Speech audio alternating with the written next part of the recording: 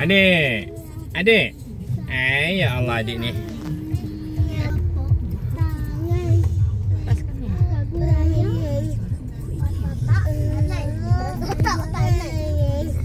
Banjir, kebun naik air. Kebun naik air, banyaknya air. Kebun naik air.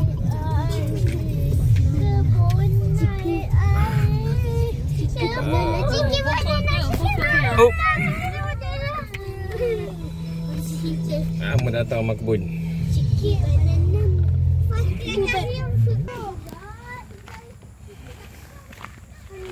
Tapi nampak macam dah kesan surut lah.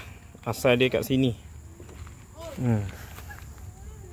Lepas tu kita 2 kali tambak lah. Ni yang pertama dulu.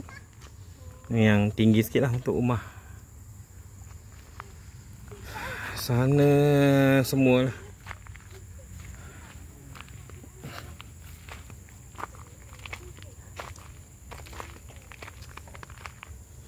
Yang tambak ini tak ada.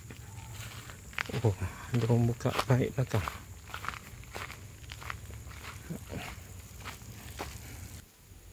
Yang kawasan pintu belakang ni memang ada kesan nak kena kopak lah.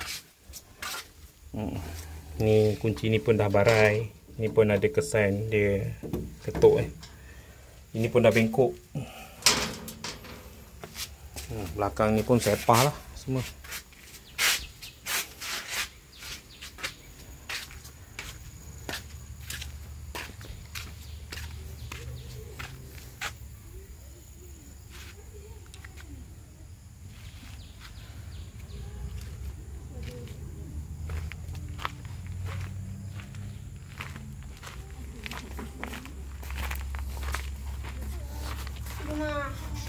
Ambil kunci.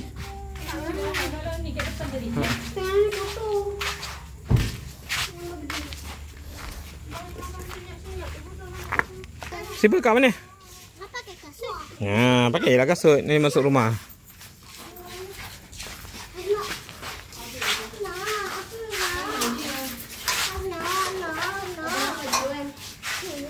Tu semua tu air naik nampak tu. Kena tu semua air naik.